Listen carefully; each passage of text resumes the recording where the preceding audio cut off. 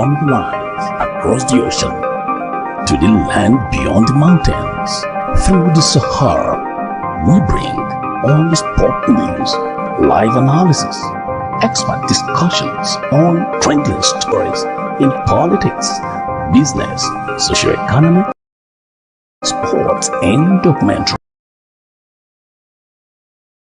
Alright, ladies and gentlemen, welcome back to the show. Happy New Year once more if you are new to this space. And yes, my name is ERIC Eric.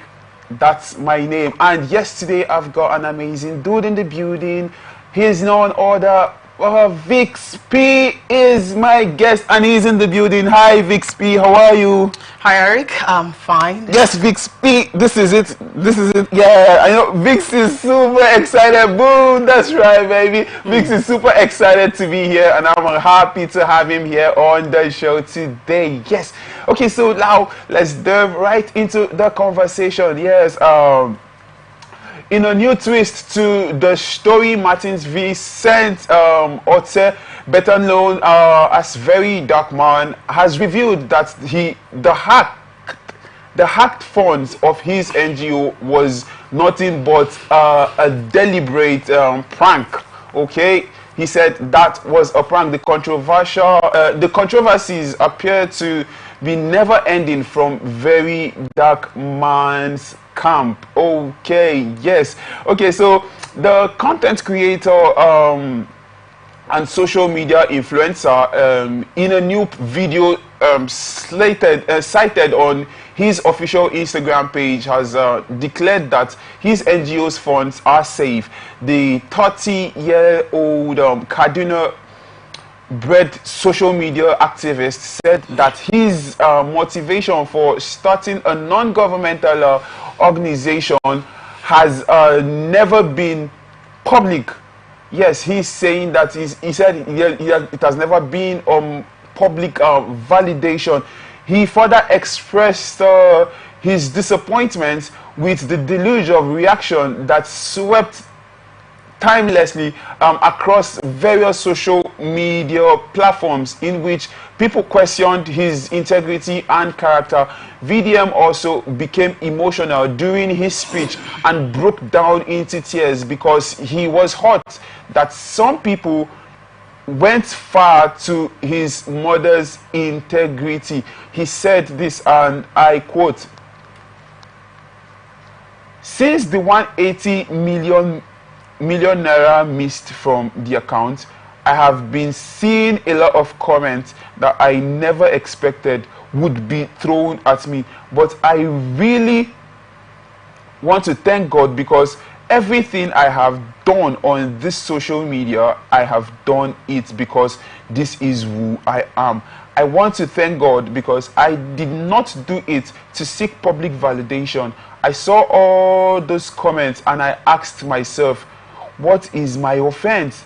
All I do on social media is to use my platform to advocate when there is need to advocate, help people collect back their money, create awareness to that people so that people would not be scammed."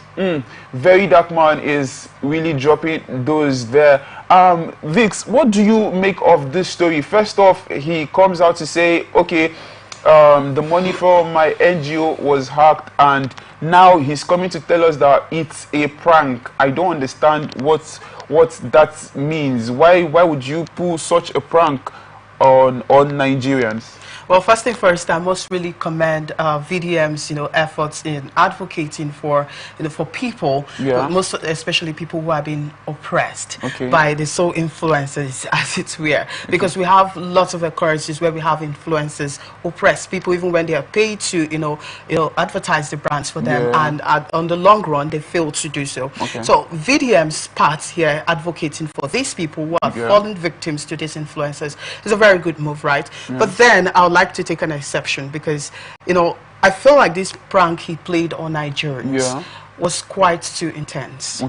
How do I mean? I mean, you cannot just wake up in the morning and say that, okay, 180 million naira is missing. Okay. That was quite, you know, too much for him to play that prank. I understand he's playing prank, and probably he's trying to see how Nigerians will react, just like he said in his video. I actually watched the live streaming of the video where he was, you know, relating to that he was really, in short, he was embarrassed.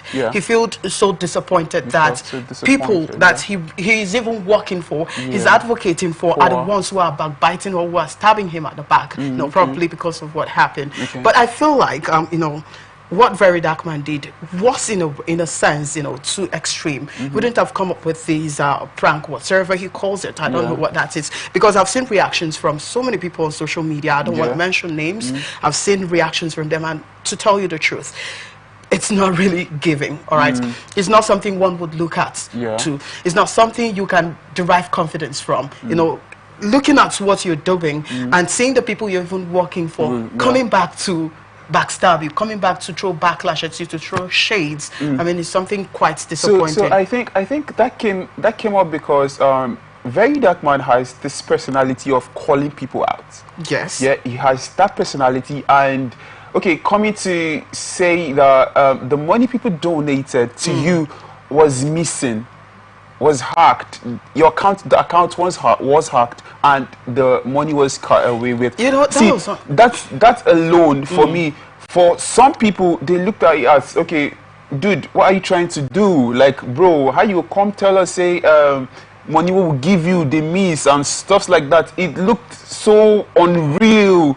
You know, while I was watching the live stream, he was questioning the people, most especially. He was asking that, okay, I came out to say something was missing, this so amount of money was missing. Did you guys make your findings? Probably Nigerians are supposed to make findings. I mean, I trust Nigerians. No, but I think tech savvy for that. I think some people did. I think that was how they realized that.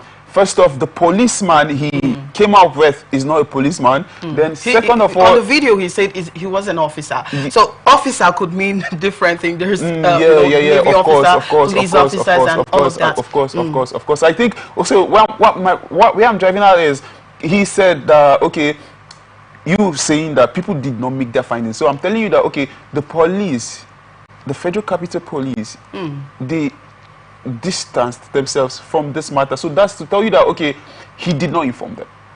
Same as the Jos, where he said he was going to. The next he said he was running to Accra, that the hacker was in Accra. Do you get? So there was a lot of foul play here that, okay, a lot of Nigerians wondered. And so my point is, where you say Nigerians did not make their finding, or where he said Nigerians did not make their finding, I don't think that's you're saying that Nigerians actually make findings. Yes, they did. Well, if they did, he posed some questions on the live stream, on the video he put out there on social media.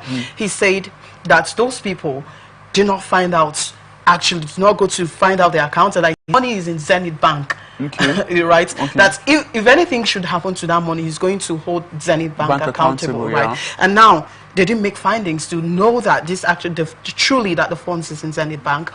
If they had made their findings, probably they would have discovered that the funds were there with Zenith Bank, and nothing, you know, happened to the funds. And also he said while he traveled to Jos, that issue happened in Abuja, right? And one will wonder, if this happened in Abuja, then why go into Jos? Because though he said that the person fled to Jos. You know, he said one of the suspects is in Jos, so he's chasing the suspect.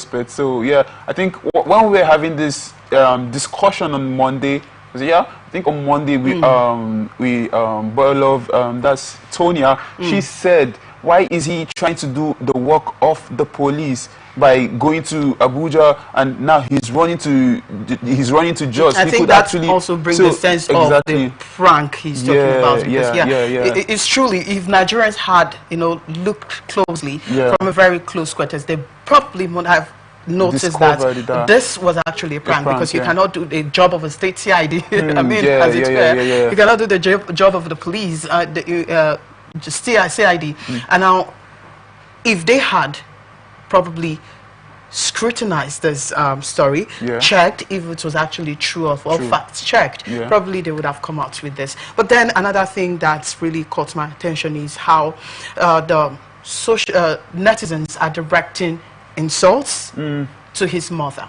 You know, when I watched him yesterday, I was so, at some point I was emotional to see him, though he wasn't really shedding real tears. No, but you know now, for the way his countenance was, he felt bad, deeply bad about it. But then I felt like the Nigerians they went to great extent to have this mother included in the controversy. Well, she wouldn't have even come into play to start with, because they've rained insults, they've rained curses, they've rained all sort of things they would love to say, they would like to say, or they see that it's good for them, you know, on the mother, and that is wrong. So see, I believe Nigerians have this weird way of taking things out. He also sorry to cut you short. Well, he also made mentions that lots of Nigerians did actually are looking out for, you know, negative reports, negative things that are happening on social media to drag. And not just that, he also gave an insight on how celebrities try to stay afloat, maybe on the social media and all of that. They just spark controversy so that they still remain relevant on social media and all of that. I think that was well planned, right? If you'd ask me, it was well planned on the part of VDM. Yeah, so I feel Nigerians have a very weird way of taking things out, and that fact where you say they went too far, I don't think the trust a lot of Nigerians have on Very Dark Man was somewhat shattered, because now you're coming out and we're trying to believe that, okay, bro, you are legit. Do you get? And coming to hear this sort of story, a lot of people be like, okay, see this guy where we even think, say, we trust, where we even I've seen videos where some people advocate for him being the president. Well, that's why I told you that. If you are coming now to tell us that, okay, this money is missing, and I think there's a lot of things that didn't sit right well with a lot of people, and that's why they took it too far by even involving his mom into the matter. So that's why I told you that. Well, he played his card really well. You know, before he even said that so amount was missing from his NGO stuff, whatever, he came up with a car. You know, lots of people would say, he used the money to buy that car. Yes, it's true. It's true. I remember seeing that, and I was like, okay, so like, is this he really? Used the money for the car. Could it be that he used the money for the car? And you know, he didn't display this car prior to that time. The car was like on a hidden stuff. So, you know, that's why I said he really played his card very well. But then it was quite intense on the intelligence of Nigerians. He played it fast. Because if you actually, you should be prepared that, you know, Nigerians, they love basketballs. Like they live for Nigerians live for the basketballs. So you need to be prepared. There's nothing. That's why I said that he wasn't really emotional. He wasn't even crying. You know, just the countenance. He wasn't there, but his countenance was. But that he should have been prepared. He knows Nigerians. I mean, they says nobody. You can't trust anyone. Yeah, you can't trust nobody. You cannot trust anyone. So you can't blame Nigerians. For taking the kind of for reacting the way they do. Yes, you can't really blame. You can start a fight, but you cannot determine how the fight goes, in whose favor it goes. But yeah, so that's that about that. If you ever contributed to that NGO, trust me, Very Dark Man is telling you that your money is safe. And okay, so moving on to our next story. 2024 Dirty December came with several news making events. Yes, okay, so from note we have romance to influx of international artists to concert mishaps. These events trended on social media as the festive season brought with it unforgettable dramas, and here are some of the moments that marked 2024's Dirty December. Yes, on the number one, Boy and Chloe Bailey. Yes, Burna Boy and Chloe Bailey romance. Okay, so the Grammy winner Burna Boy made headlines after partying and dining with his new heartthrob American singer Chloe Bailey. The duo who were captured clubbing and partying as the Nigerian superstar flaunts his fancy lifestyle to his new partner. Okay, so yeah, in all know he didn't go unnoticed by his ex-girlfriend, British Jamaican rapper Stefflon Don. But you saw this story of Burna Boy and Chloe Bailey. It really made the rounds. But what do you think? At some point, did you ever think that okay, these two were really having something going on? Well, it's really interests me to know that these guys, this Belly and Burna Boy are having, something going on, because to me, I never thought this would happen. I mean, it was a surprise. And I'm beginning to wonder what Stefflon Don would be feeling right now. I mean, really. No, she's an ex, but yeah. But at some point, I feel Chloe, after seeing the video she did, I felt okay. This was like a pre-planned.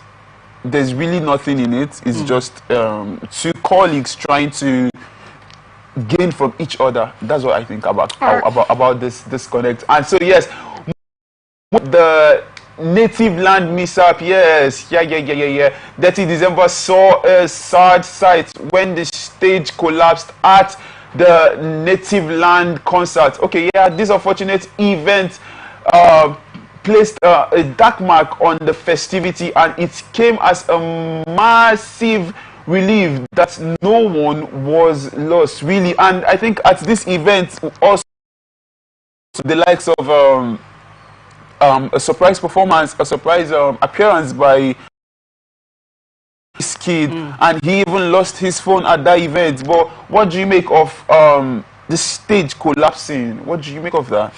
Well, one thing we need to talk about events. You know, when you hear the word events, so you should be thinking of the event organizers. What were they doing? True. What were the plans? So I think at this point we need to learn the lesson. When we are putting up events, I think proper events planning should be put in place, and you look at things for the events. We talk about the equipment. Thank you so much. That's the word. Looking at the stage. Is it properly fixed? You have dancers, you have performers come display. You have loudspeakers, you on have the platform, everything. right? Yeah. Good. So I think that should be given priority to probably next other festive seasons that we might have. Event organizers should be able to give priorities to this stuff, so that we don't have. It's good a thing. That's good, but really, because that would have been so and casualty, and this do not occur again. So, in a part of the event organizers, they should, try to make sure that equipment used are in good standards. The space, the environment that's being used are user friendly. That people who are coming for the event will be safe and secure. Life matters, so we do not want to lose lives when it comes to Juletide celebration or season. Okay, yes. So there. Odumodu Black. Yes, we have on our other story Odumodu Black. Yes, Odumodu Black kicked a fan's phone. Yes, while Odumodu Black is always embracing his diehard fans, it would appear that that particular fan got on the rapper's wrong side, really, because this fan was happy. Like, okay, I'm happy now. I'm seeing you. I'm seeing VixP. VixP is like my role model, and okay, I see VixP. I want to take pictures with VixP, and I go to VixP. Vix, can I take a selfie? Can I have a selfie with you? And all of a sudden, you just kick my phone. What do you make of that? Do you think that I think taking this story back then, I felt Bro was just so proud and arrogant, but really, what do you make of the story? When this was trending, a video of Muammar Gaddafi also trended, where he was, he embraced people, his supporters who are around him. If Muammar Gaddafi could do that. I mean, why would Odumodu Black kick his fans just to take a selfie, making a move to take pictures with him? I quite understand for security reasons that as fans, I mean, you have dancers around you, you have security personnel around you. You should have allowed them to do the job than your fan coming to take a selfie and coming to take a picture with you, and then what message are you sending out to the public? These are your fan base. What are you sending out to them? Right. And even the young ones, what are you trying to teach them? Because these people, you are like an influencer to them, you're an influence to them, and these young ones look up to you, like the Gen Zs, for instance. Now, so what are you trying to say? Looking at the video of Muammar Gaddafi, it sends chill down my spine, because I felt like, oh, if he could do this, right? What happens to Nigerian celebrity, musician for that matter? I mean, you should expect crowds, you should expect fans, you should expect people to come unhealthy love, like loves. Like, I mean, anybody can just walk away, and that's why you have bouncers. I keep saying this. That's why you have bouncers. That's why you have security agencies. Why not let them do the job? Why you yourself doing the job? True.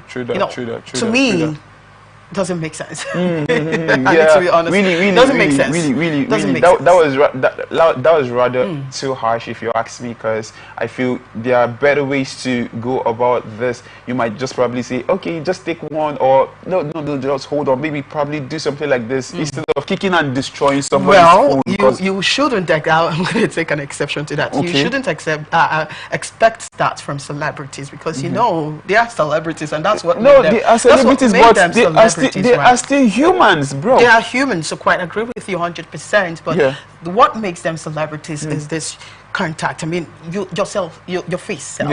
Your face is like your money maker. They won't allow you. I'm going to tell you the secret now. They won't allow you, right? If they want to, probably they would just just like I said, controversies reason, like VDM also mentioned that, they'll want to, okay, look at, I'm going to bring this instance now. We have this new film, I'm not going to mention the name of the film, but Basket Mouth, going with Regina Daniel, just like that's exactly what's narrated in the video. Going with her just for publicity reason and all of that. So probably musicians like that, when they want to take pictures with you, probably for PR reasons or publicity reasons, so they are very cautious of pictures they take. They won't allow you, for security reasons. Well, that for me was rather too harsh, if you ask me. But then it's all the world black, and I'm Eric, your baby, as you know. Okay, so moving on. Finally, 2024 dirty December saw influx of foreign celebrities, musicians, for instance, Chloe Bailey, Goma, Sweetie, Tyler, and Shani Jamila. Yes, all trended for partying in Lagos. Really, we had, I think the music industry is really pulling weight and pulling things to this country. What do you think? I think we saw an influx of foreign artists coming to Nigeria just to celebrate with us. But what do you think about that? Is the music industry not like the bedrock of everything at the moment? Well, I'll just allow you to calm down. I mean, would you say that, personally, that the music industry are not doing anything? These guys are putting Nigeria on the spotlight. They're putting them on the roadmap. Actually. You need to see, I mean, this isn't enough now. You need to see, let me leave the music industry aside. We have the likes of Okonjo Iweala, for the World Trade Organizations, the footballers, the actors. Nollywood is the second biggest film producing in the world, producers in the world, and we have the musicians.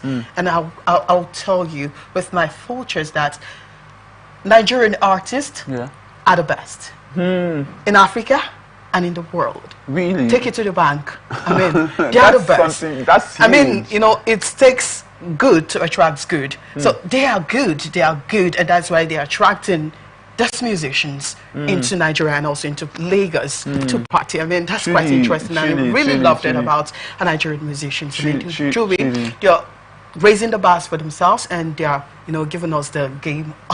And I really love that. Yeah, really. And they are changing the narrative of things. Yeah, you could see Ghana, you could see Sweetie, you could see Tyler, and Shani Jamila, and they all were seen. I mean, it was quite colorful. Yes, quite really, colorful it was quite colorful to see this them. guy right there in Lagos. Lagos really. I don't know why you were talking about just Lagos. How about Port Harcourt? How about Port Harcourt? Port Harcourt had a lot of events. Yeah, one that was sponsored by the company was Crack Your Ribs. I was there. It was super dope. It was super dope. It was super hilarious. Also, I laughed my head out. No. Port Harcourt is always on the map, baby. Yes, because we rep our city and a whole lot of things. Even the tourism sector of the state also did a whole lot of things. Because if you go to places like Aba Road, you see light up, yes, we have the and you see you see DJs around playing music, and you see people vibing, you see people taking pictures with this. I think Port Harcourt was really massive to this period, really, I must say. So yes, that's that about that. We saw influx of artists to the state. In Port Harcourt City. Yes, I understand that Lagos is the vibes, right? Yeah. That's where the vibes plays. Really. But here in Port Harcourt City, we also have this pulse of vibes going on. Truly. But we need to really do more. We need to really do more. So yeah, that's that about that, I must say. So yes, OG Mako, the Nigerian American rapper, renowned for his 2014 viral hit, You Guessed It, has tragically passed away at the age of 32. The artist, born Benedict Chiajulam Ihesiba Jr., succumbed weeks after suffering a self-afflicted gunshot wound. His family confirmed the heartbreaking news on social media, expressing their sorrow and celebrating his impact on the music industry and to his fans. OG Marco's distinct style and high energy performance had earned him a devoted following. The family wrote, "While we grieve this immense loss, we also celebrate the extraordinary life he lived, one that will continue to inspire and uplift others."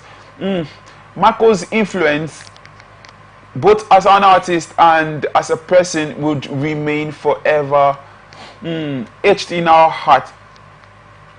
The statement concluded, "For those who wish to offer condolences, share memories, or connect with the family, please reach out through this account. Your support means a whole lot to us." Oh, but then what do you make of the story, Vix? Dying at the age of 32, I beg your pardon, that doesn't feel like an achievement. And dying of self-inflicted gunshot wound. Do you think he was? Do you think he has some sort of mental health issues or stuff? Because I don't see how you'd afflict yourself with a gun. Like, you have a gun and you just that's quite disheartening, I would say, and my condolences to the bereaved family. I mean, it's quite sad seeing a Nigerian artist. You know, it gives us joy to see what Nigerian artists are doing out there, bringing in you know, other artists right here in Nigeria. But it's a sad thing to see that we're losing some of this, you know, talented musician, talented rapper. It's quite disheartening. It's so sad. But then I understand as well that they're going through a lot. You know, you might not see it, it might not be written, but behind the scene, they're going through a lot. I might not know what the reason was for him to, you know, to take on such acts, inflict himself with such an injury. I do not know what that is, but whatever that is, I know it's not really easy for them. It's tough for them, but I think we shouldn't, you know, try to harm ourselves. You know, we live for ourselves. We should live for ourselves. We shouldn't harm ourselves, no matter the condition, no matter what it is, no matter what the problem is, no matter how bad it is. I am not of the opinion that we should, in whatever way, inflict injuries on ourselves. It's quite sad, right?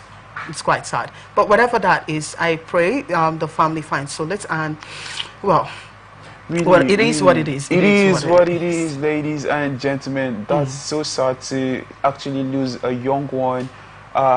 Like, my heart aches really when I saw this story, seeing a Nigerian American born rapper dies. OG is the vibe. Like that song got me a while back ago. But then coming to lose that young, vibrant, energetic soul, where it's heartbreaking, but it is what it is, as Vix P has said. And my condolence to the family and to the young ones out there. Please, you might think that, okay, when you do this, you just go, but then you leave a huge burden behind, and really, you don't know the pain people go through. But please, whatever you're going through, try as much as possible to confide in somebody, and you'd get help. Okay, thank you to my amazing guest, Vix P, once again. Thank you for being here. Thank you for being here. I appreciate you. Okay, so yeah, we are out of time, baby. So this is where we wrap it up on today's episode of ATN Genz. And thank you to our guests for coming through.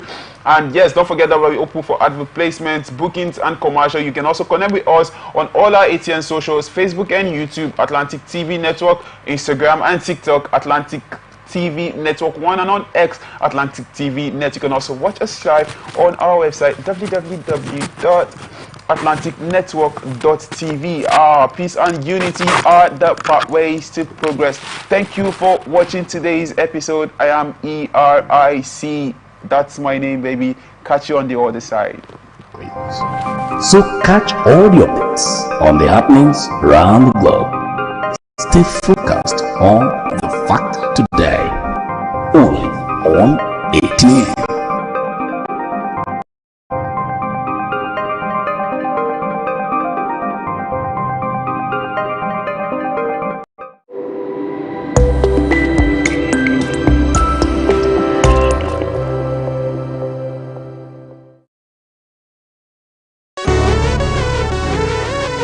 Every day, our lives are changed by history. We are one people, all of us. Leaders, politics. Nobody's ambition is what I have fought very firmly